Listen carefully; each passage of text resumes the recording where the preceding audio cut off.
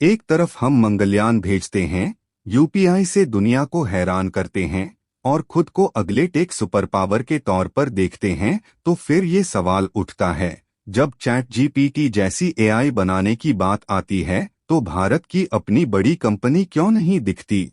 ऐसा नहीं है कि भारत इस दौड़ में कहीं है ही नहीं। असल में भारत एआई प्रोडक्ट्स के लिए दुनिया का सबसे बड़ा और इम्पोर्टेंट बाजार बन चुका है।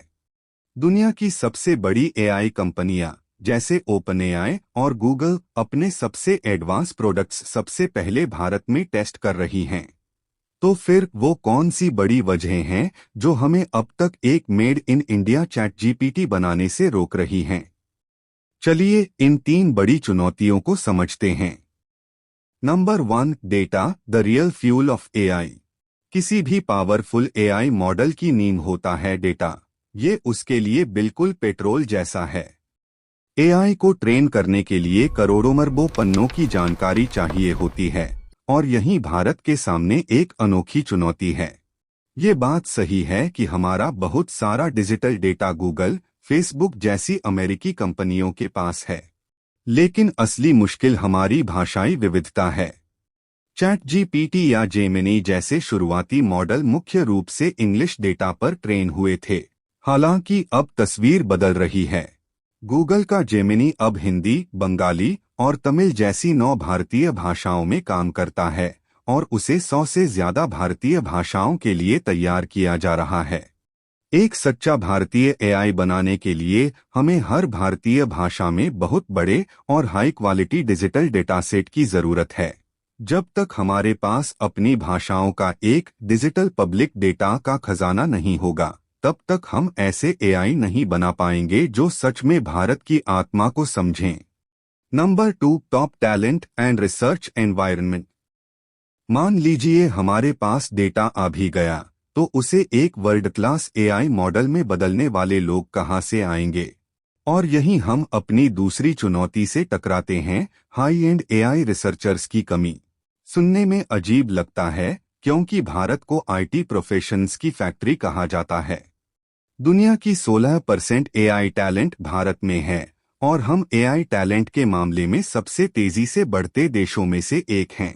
लेकिन चुनौती काबिलियत की नहीं, बल्कि टॉप लेवल रिसर्च और ब्रेन ड्रेन की है। हमारे बेहतरीन इंजीनियर्स को अक्सर बेहतर सैलरी और रिसर्च के मौकों के लिए फॉरेन जाना पड़ता है।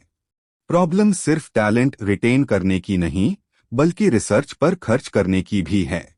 भारत अपनी जीडीपी का बहुत छोटा हिस्सा आर&डी पर खर्च करता है। हम एआई के एप्लीकेशन बनाने में तो आगे हैं, लेकिन उसकी कोर टेक्नोलॉजी यानी फंडामेंटल रिसर्च पर हमारा फोकस कम रहा है। बिना फंडामेंटल रिसर्च के हम हमेशा दूसरों की बनाई टेक्नोलॉजी पर ही निर्भर रहेंगे। Number 3, big race for infrastructure and money.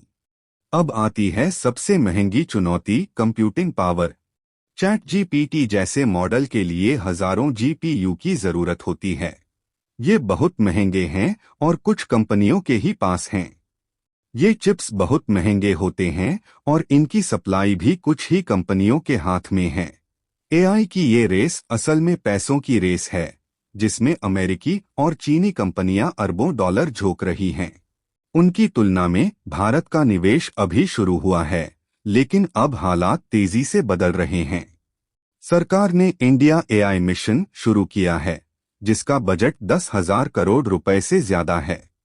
इस मिशन का एक बड़ा टारगेट देश में हजारों जीपीयूज का एक पावरफुल नेटवर्क बनाना है, ताकि हमारे डेवलपर्स और स्टार्टअप्स को कम कीमत पर कंप्यूटिंग पावर मिल सके। रिलायंस और एनवीडिया जैसी बड़ी कंपनियां भी इस दिशा में साथ आई हैं। तो भारत के सामने 3 बड़ी चुनौतियां हैं, अपनी भाषाओं में हाई क्वालिटी डेटा की कमी, टॉप रिसर्च टैलेंट को देश में रोकना, और महंगे कंप्यूटिंग इंफ्रास्ट्रक्चर का अभाव। लेकिन इसका मतलब ये नहीं कि हम हमेशा पीछे रहेंगे। इंडिया एआई मिशन जैसी सरकारी पहल और प्राइवेट सेक्टर का बढ़ता इन्वेस्टमेंट एक नई उम्मीद जगा रहा है।